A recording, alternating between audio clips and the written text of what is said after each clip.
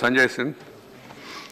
माननीय महोदय, सदन के माध्यम से मैं केंद्र सरकार के कर्मचारियों के 1 जनवरी 2004 से लागू की गई पेंशन स्कीम की कुछ गंभीर विसंगतियों की तरफ सदन का ध्यान आकर्षित करना चाहता हूं। नई पेंशन स्कीम की योजना 20 दिसंबर 2003 की अधिसूचना द्वारा लागू की गई थी और इस प्रणाली को 1 जनवरी 2004 से केंद्र सरकार की सेवा में आने वाले सभी नए केंद्रीय कर्मचारियों के लिए अनिवार्य कर दिया गया था।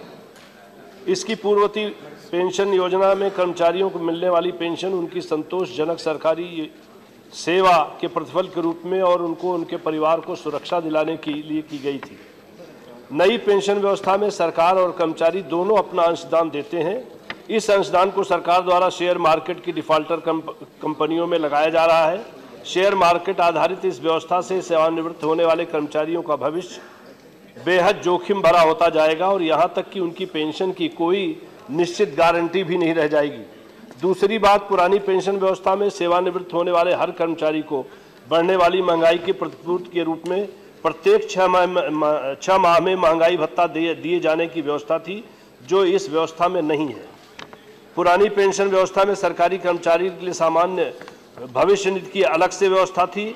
कर्मचारी भविष्य निधि में अपना जो अंशदान देते थे, उस पूरी राशि पर सरकार द्वारा एक निश्चित ब्याज दिया जाता रहा है, जबकि नई पेंशन में इसकी व्यवस्था जीपीएफ की व्यवस्था समाप्त कर दी गई है। पेंशन व्यवस्था में जो कुल राशि होती है उसका 40% शेयर मार्केट में लगाया जाता है। सरकारी कर्मचारी जिस दिन रिटायर होता है उस दिन जैसा शेयर मार्केट का जो रुख होता है उस हिसाब से उसे 60% राशि मिलती है। बाकी 40% के लिए पेंशन प्लान लेना पड़ता है और पेंशन प्लान के आधार पर ही उसकी आगे की पेंशन तय होती है। जैसा कि मैं बता चुका हूं, इस पेंशन की राशि में बढ़ती हुई महंगाई के लिए किसी भी तरह की सरकार द्वारा समय समय पर की जाने वाली प्रतिपूर्ति की कोई व्यवस्था नहीं है। नई पेंशन व्यवस्था में सरकारी कर्मचारियों के हितों का कोई ध्यान नहीं रखा गया है और उनकी सेवानिवृत्ति के बाद के आगामी जीवन के लिए सुरक्षा की निश्चित गारंटी। मांग क्या है? मांग यह है मान्यवर, मेरी सदन के माध्यम से सरकार से मांग है कि सरकारी कर्मचारियों के लिए नई पेंशन व्यवस्था की जगह 1 जनवरी 2004 के पूर्व वाली पुरानी पेंशन व्यवस्था लागू की जाए। धन्यवाद। श्री एडमारम करीम। ठीक है, ये सबका नाम जोड़ दीजिए। कर्मचारियों के मन में ये शंका है कि उनकी पेंशन मिलेगी। ठीक है प्लीज, ये तो क्या करें, ये रीडर इज देयर एंड चली जाएगी, ये लोगों के मन में आशंका है। ये सिंह जी ने मामला उठाया। Government is there, they are taking note of the same. Mister Elamaram Kareem, you have to associate. उन्होंने नोटिस दिया भाई, उन्होंने नोटिस दिया पहले, उनको please. Yes, indeed. I have already allowed Ram Gopal ji.